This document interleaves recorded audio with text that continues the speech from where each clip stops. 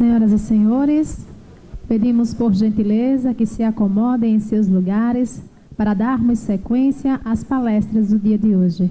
Lembrando que ao final do evento teremos sorteio de brindes, de livros, inclusive do Dr. Chalub também, que trouxe um livro para sortear para vocês.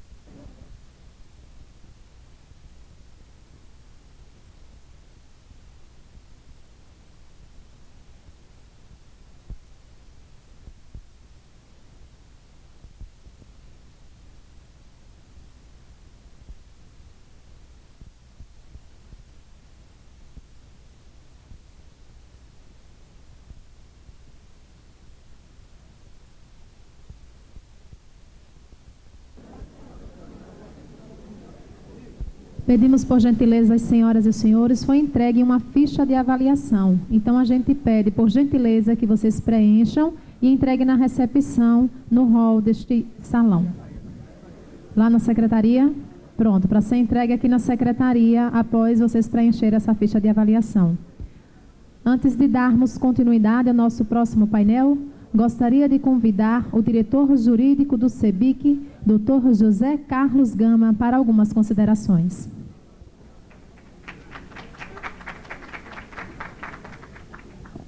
Bom, meus amigos, se vocês gostaram desse seminário, estão gostando desse seminário, vão continuar gostando em Fortaleza. Atenção, todo mundo anotando aí, por favor. Fortaleza, dia 6 de setembro deste ano. Nós teremos lá o 4º seminário jurídico do CONJUR, chamando Construindo o Direito. Atenção, senhores, aí o primeiro seminário Construindo o Direito ocorreu aqui nesta cidade, aqui neste auditório, e vocês deram exemplo para o Brasil. Daqui, em 2016, 2017 aconteceu em Salvador, em 2018 em Curitiba, e esse ano vai ser em Fortaleza. E como vocês viram, talvez o maior problema, não só do nosso setor, mas da sociedade civil como um todo brasileira, é a insegurança jurídica.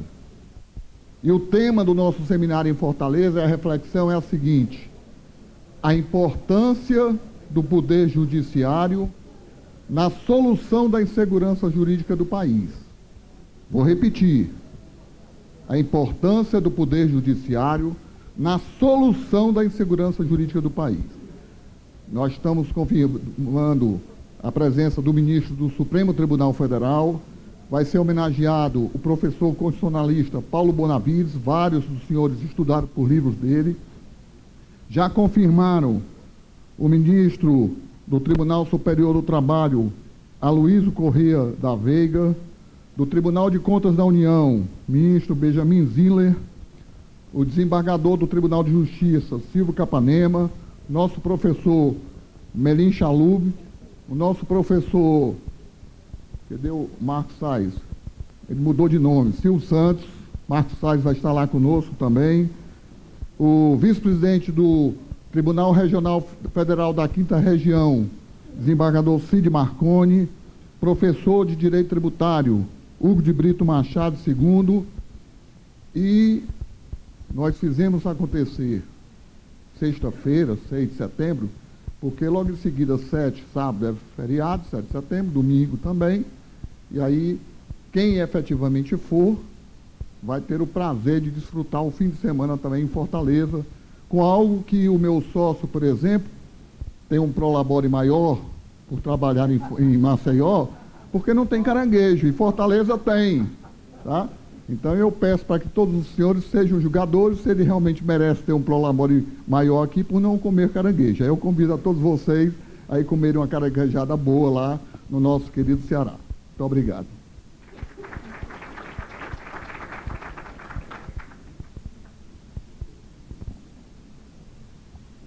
Dando continuidade ao nosso seminário, o nosso próximo painel, gostaríamos de convidar como debatedor o advogado Dr. Flávio Moura.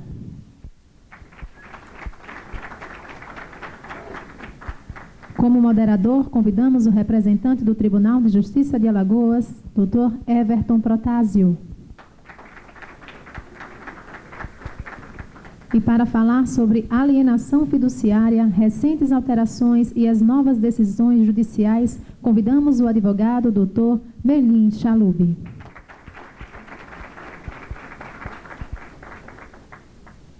Com a palavra, o moderador deste painel, Dr. Everton Protásio.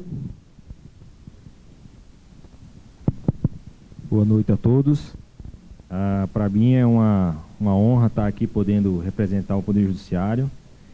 E, nesse momento, quero parabenizar a ADEME, através do seu presidente Júlio Shoa, e ao Sinduscom, o Dr. Alfredo Breda, e dizer ao professor Merlin que é uma honra tê-lo aqui em Alagoas, porque todos nós que estudamos alienação fiduciária sabemos que o seu pai da lei, que hoje nós estudamos e trabalhamos lá no Poder Judiciário.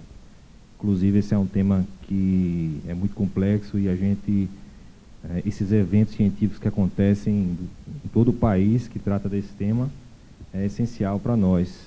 E representar, junto com o Dr. André Parísio, que me antecedeu como moderador, é uma honra. Portanto, acho que agora vamos... E também agradecer ao Dr. Flávio Moura, que foi um grande idealizador desse evento, junto com o Poder Judiciário, assentou muito lá com o Dr. Lenine, com o desembargador Timés, e é uma honra fazer parte de uma mesa junto com Vossas Excelências. Portanto, eu vou abrir a palavra ao palestrante, que terá aí 20 minutos para poder debater.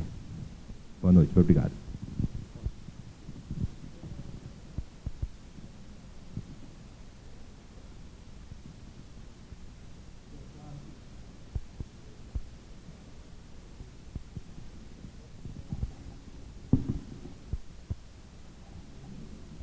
Boa tarde. Para mim, que é uma honra muito grande poder participar desse seminário, mais uma vez, não é a primeira vez que eu venho aqui a esse belo estado, a essa bela Maceió. Gostaria até de ficar um pouco mais e de não ter tanta chuva. E eu não imaginava que eu fosse sentir tanto frio em Maceió, é impressionante. E eu não trouxe suéter. Bom, queria cumprimentar os organizadores, na pessoa do Luiz Henrique, pelo brilhante trabalho. Quando eu entrei ali, cheguei ontem para assistir a palestra, lamentavelmente não assisti a palestra do Gama, cheguei logo depois, e eu fiquei assim admirado com a grandiosidade do evento, as palestras magníficas. Vocês assistiram ótimas palestras até agora, magníficos oradores, e vão assistir agora um orador muito simples, muito chato, muito técnico, sem graça nenhuma, sobretudo depois desse que antecedeu aqui, o Marco Salles, que deu um show em matéria de direito ambiental. Bom, e me falar sobre a alienação fiduciária. A alienação fiduciária, o contrato de garantia que foi instituído no direito positivo brasileiro em 20 de novembro de 1997. Vai completar este ano 22 anos. Né? 22 anos. E ainda hoje, 22 anos depois, mais ou menos uns 10, 12 anos de aplicação prática, ainda hoje se mostram algumas deficiências, algumas interpretações distorcidas ou inadequadas aqui ou ali, talvez por desconhecimento da função desse contrato. Muitas vezes se confunde aqui ou ali, até mesmo no judiciário, lamentavelmente, se confunde aqui ou ali com um contrato de promessa de compra e venda. E nós sabemos que nós estamos tratando aqui de alienação fiduciária, de um contrato de garantia. um contrato acessório, um contrato que se atrela a um outro contrato, que é o de compra e venda e de financiamento, é um contrato acessório, portanto, está ligado a um outro contrato. Enquanto a promessa de compra e venda é um contrato de transmissão de uma propriedade, é um contrato de transmissão diferente do contrato de alienação fiduciária. São categorias de contratos diferentes. Mas, não obstante, e nós veremos aqui, e eu selecionei 5 temas para falar para vocês. O primeiro sobre a penhora e indisponibilidade do dito aquisitivo do devedor fiduciante. Em segundo lugar, a extinção do contrato por inadimplemento, alguns problemas, algumas questões relacionadas à extinção do contrato por inadimplemento do devedor fiduciante. Sobre a extinção da dívida após o segundo leilão, são coisas um pouquinho diferentes e que geram alguma complicação. A aplicação analógica da súmula 308, aplicação da lei 13.465 em relação à prorrogação da mora aos contratos em curso. Esses temas eu vou falar, vou suscitar questões que nos possibilitem trocar ideias, então vou eu passar logo para o início da minha fala. Não vou me deter aqui, porque nós todos sabemos que a alienação fiduciária é um negócio jurídico pelo qual o devedor, também chamado fiduciante, contrata a transmissão da propriedade, mas em garantia ao credor fiduciário, ao credor também chamado fiduciário. A propriedade que é transmitida é a propriedade resolúvel e ela é constituída pelo registro do contrato no registro de imóveis. Mediante registro, dá-se o desdobramento da posse indireta com o credor fiduciário, posse direta com o devedor fiduciante. Aí vem, então, a natureza jurídica, que é muito importante ter sempre presente a natureza jurídica das posições de devedor e credor aqui, de fiduciante e fiduciário. O fiduciante é titular de um direito real de aquisição. É um direito sob condição suspensiva, saiu errado ali, desculpe. Um direito sob condição suspensiva. Ele há de se tornar proprietário do imóvel quando concluir o pagamento. E o fiduciário é titular de um direito de propriedade sob condição resolutiva. Uma propriedade fadada a extinguir-se quando completado o pagamento. Esses princípios fundamentais são essenciais para a compreensão e desenvolvimento da dinâmica desse contrato. E a falta de compreensão desses conceitos tem gerado algumas distorções. Essa natureza jurídica, qualificação da natureza jurídica de ambos, está no Código Civil, no artigo 1368b, que qualifica a posição do devedor fiduciante, titular de direito real de aquisição. E quanto ao fiduciário, no artigo 267, que é um direito real de garantia. Ele leva a propriedade fiduciária para o conjunto de normas que trata do regime jurídico dos direitos reais de garantia. Então, ela tem que ser tratada tal como se fosse uma hipoteca, ou um penhor, ou uma anticrese, mas, evidentemente, guardadas as proporções e as particularidades aqui ou ali. E até, aliás, a súmula 308, a aplicação da súmula 308 da hipoteca à alienação fiduciária, à propriedade fiduciária, em decisão recente do STJ, que veremos a seguir, ela foi decidida exatamente a partir dessa característica da propriedade fiduciária como um direito real de garantia, tal qual é a hipoteca. Então, aqui vem o Código de Processo Civil de 2015 para regular a penhora do direito aquisitivo, do direito do fiduciante, tal como ela é qualificada no Código Civil. Ele é um direito mensurável, um direito que tem valor econômico, é possível calcular o valor econômico do direito aquisitivo do prometente, do devedor fiduciante, e, portanto, ele é passível de penhora. Está lá no artigo 835 do Código Civil. Dentre os direitos penhoráveis estão lá os direitos aquisitivos derivados, tanto de promessa de venda como de alienação fiduciária em garantia. Essa similitude quanto à natureza jurídica pode gerar alguma confusão e levar a decisões distorcidas, e por isso é que é necessária muita atenção à interpretação dessas normas. E outras normas do Código de Processo Civil que também se referem à penhora do direito do devedor fiduciante. Eu estou colocando isso aqui do Código de Processo, as normas do CPC sobre essa matéria, para chegarmos agora à indisponibilidade. tem havido muitos decretos de indisponibilidade sobre bens no Brasil nos últimos anos. E, nesse caso, a indisponibilidade vem não somente do Judiciário, como também do Banco Central e de outros órgãos da administração direta do Executivo, e geram 1000 problemas. Recentemente, por exemplo, eu examinei um caso de indisponibilidade decretada pelo Banco Central em razão de liquidação de uma instituição financeira. E o credor fiduciário não sabia como resolver o problema, porque ele mandou um ofício ao Banco Central, assim, nós estamos falando de uma alienação fiduciária em que o devedor fiduciante tornou-se inadimplente e, diante do inadimplemento, o credor fiduciário promoveu a notificação e requereu ao oficial do registro de imóveis a consolidação da propriedade para dar sequência aos atos de realização da garantia e expropriação. E o oficial, então, negou-se a promover a consolidação, apresentando aí uma certidão dizendo, olha, tem aqui uma indisponibilidade proveniente do Banco Central. O banco, então, credor fiduciário, mandou um ofício ao Banco Central solicitando a baixa daquela indisponibilidade ou solicitando que esclarecesse ao oficial do registro que ela incide sobre o direito do devedor fiduciante e ela incide sobre o produto que haveria de sobrar, ou que haverá de sobrar do leilão.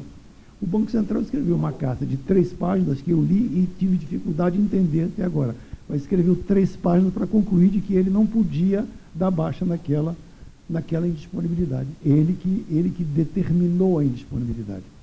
Olha a situação em que se encontra o credor fiduciário. Está lá com a sua execução travada.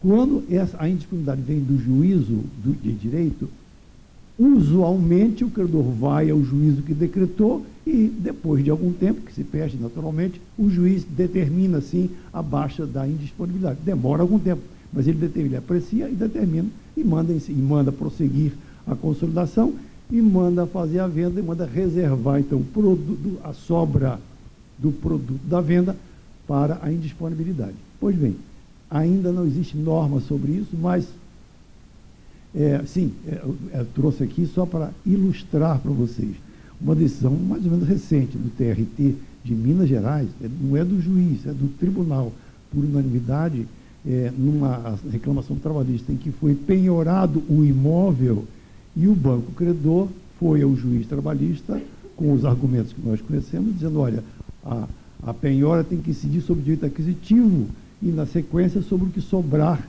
do leilão. O juiz negou, então prossiga-se com o leilão para atender a dívida trabalhista.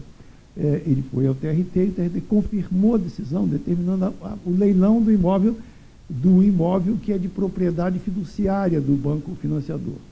Pois bem, esse banco teve que ir ao TST para sustar o leilão do imóvel que está alienado fiduciariamente a ele. Pois bem, agora, na medida provisória 881, nós fizemos uma proposição que foi adotada no sentido de que se acresça um parágrafo único ao artigo 1364 do Código Civil, que regula a propriedade fiduciária, tanto de bem imóvel como imóvel, no sentido de que os direitos reais de garantia, sim, porque o direito aquisitivo do devedor fiduciante pode ser objeto de garantia, ele pode calcionar o direito dele, né? Ou constrições, inclusive penhoras, arrestos, bloqueios e indisponibilidade de qualquer natureza incidentes sobre o direito real de aquisição do bem imóvel ou imóvel de que seja titular o fiduciante. Desculpe, mas eu não consegui ajustar direito isso aqui. Não obstam sua consolidação e sua venda, mas subrogam-se nos valores que ele haverá de perceber como resultado do leilão. Então, isso provavelmente se converta em lei proximamente e não soluciona diretamente o problema, mas fornece ao advogado fundamento legal para requerer o que for necessário, não somente no juízo, como também na autoridade administrativa.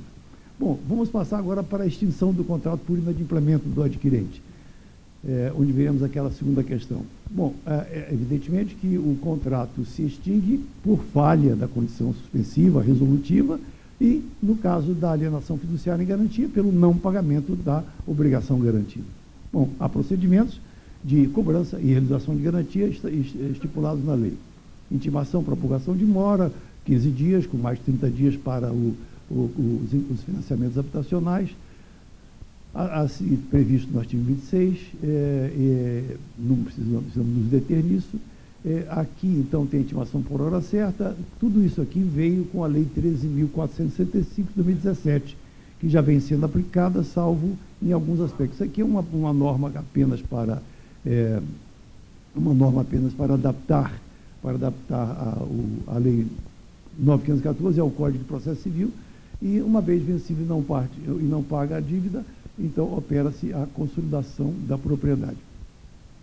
Pois bem, aqui é um artigo novo, 26A, que regulamenta de modo específico a alienação fiduciária destinada a financiamento habitacional, a compra de imóveis, financiamento. E, recentemente, vem o STJ e acolhe pedidos de purgação de mora feitas depois que o imóvel já foi consolidada a propriedade do imóvel.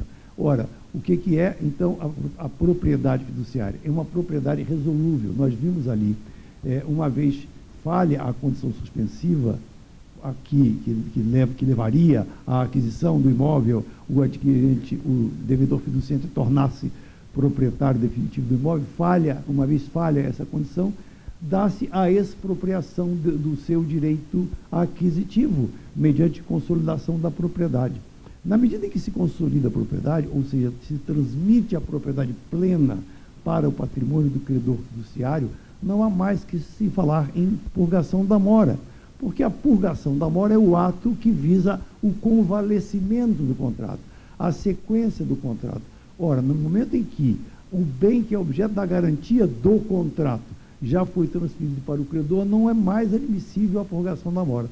Não obstante, o STJ vem, desde 2014, 2015, vem deferindo a purgação da mora posteriormente à consolidação da propriedade, o que veio a ser objeto da Lei 13.465 de 2017, que esclarece que, após a consolidação da propriedade, é conferido ao devedor fiduciante direito de preferência para a reaquisição do imóvel pelo valor do saldo do devedor.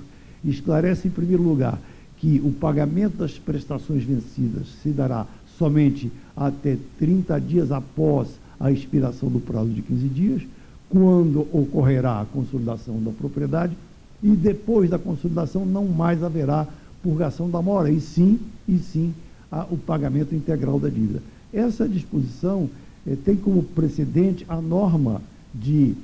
Já estão me avisando ali, Gama. Vou pedir o apoio de vocês. A norma de